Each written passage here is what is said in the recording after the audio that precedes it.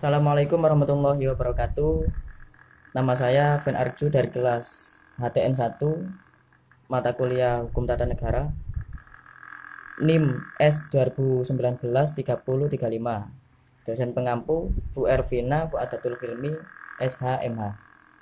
Di sini saya akan mempresentasikan tentang lembaga negara dalam Undang-Undang Dasar tahun 1945. Ada dua unsur pokok yang saling berkaitan mengenai organisasi negara. Satu, organ dan fantes. Organ adalah wadah atau bentuk, sedangkan fantes adalah isinya dari organ sendiri. Lembaga negara yang berdasarkan undang-undang paling tidak ada 10 dengan nama komisi dan dewan. Sedangkan lembaga-lembaga negara yang dibentuk dan kewenangannya berdasarkan Kepres ada 3 komisi dan paling tidak 6 dewan. Selain itu ada lembaga-lembaga non-departemen. Lembaga negara dalam undang-undang yang termasuk 10 tadi adalah yang pertama MPR. Pasalnya bab 2 Undang-Undang Dasar 1945. Yang kedua Presiden dan Wakil Presiden. Bab 3 Pasal 4 Undang-Undang tahun 45. Yang ketiga Duta, Pasal 13 ayat 1. Yang keempat Konsul, Pasal 13 ayat 1. Yang kelima Dewan Pertimbangan Presiden, Pasal 16 Undang-Undang Dasar. Yang keenam Kementerian, Bab 5 Pasal 17 Undang-Undang Dasar dan lain-lain. Dua, di sini saya presentasi juga kedudukan dan wewenang lembaga negara. Tempat lembaga negara dalam hubungannya dengan lembaga lainnya. Ada MPR yang tugasnya memilih presiden, membuat putusan-putusan yang tidak dapat dibatalkan oleh lembaga lain. Jadi semisal nanti MPR sudah memutuskan, itu tidak bisa digugat lagi oleh lembaga lain. Yang ketiga menetapkan peraturan-peraturan tata tertib majelis. Jadi bisa menetapkan peraturan. Yang keempat mengubah undang-undang. Jadi undang-undang bisa diubah oleh MPR. Yang kedua lembaga DPR. Dalam pasal 20A Undang-Undang 45, pasal 25 Undang-Undang nomor 22 tahun 2003. Di dalamnya ada fungsi legislasi, anggaran, dan fungsi pengawasan. Apa itu? Di dalamnya itu sudah menerangkan bahwa fungsi legislasi DPR mempunyai hak mengawasi dan menganggarkan anggaran yang diperlukan. Selain mempunyai fungsi, DPR juga mempunyai hak. Yang pertama hak interpelasi. Apa itu hak interpelasi? Yaitu permintaan kepada pemerintah mengenai kebijakan di bidang tertentu.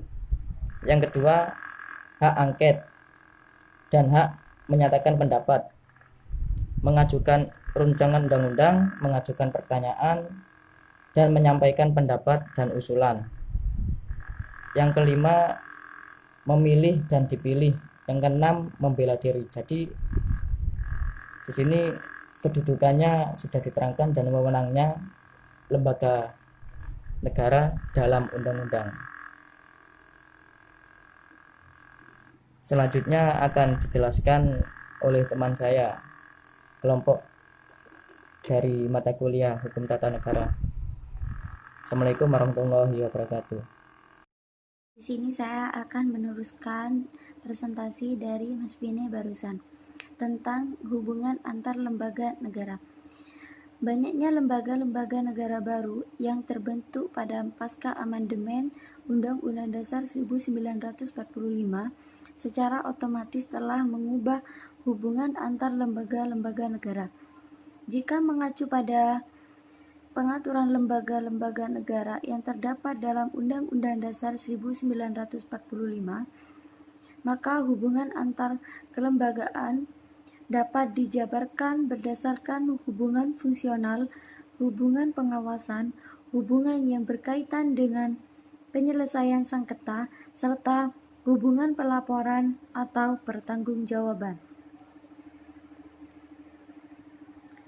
Yang pertama yakni hubungan fungsional. Hubungan fungsional merupakan hubungan antar lembaga negara dengan melihat pada fungsi dari lembaga-lembaga negara tersebut.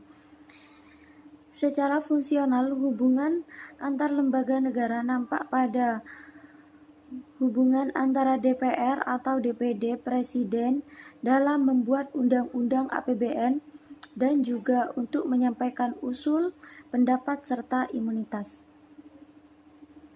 Yang kedua yakni hubungan pengawasan. Hubungan pengawasan antara lembaga negara nampak pada hubungan antara DPR dengan Presiden dalam melaksanakan pemerintahan. Dan yang ketiga yakni hubungan yang berkaitan dengan penyelesaian sengketa. Dalam kaitan dengan masalah penyelesaian sengketa, maka hubungan kelembagaan yang terjadi antara lain MK dengan lembaga-lembaga negara lain yang ditentukan baik secara eksplisit dalam Undang-Undang Dasar 1945 untuk menyelesaikan sengketa kewenangan antara lembaga negara.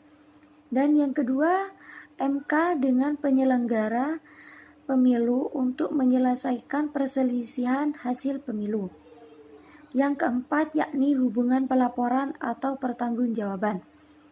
Hubungan pelaporan atau pertanggungjawaban diatur dalam Undang-Undang Dasar 1945 dan juga Undang-Undang Hubungan Pelaporan atau Pertanggungjawaban nampak dalam hubungan antara DPR, MPR dengan Presiden dalam Undang-Undang Dasar 1945 pasal 7A dan 7B telah ditentukan bahwa Presiden atau Wakil Presiden dapat diberhentikan dalam masa jabatannya jika terbukti melakukan pelanggaran hukum ataupun tidak memenuhi syarat sebagai Presiden atau Wakil Presiden.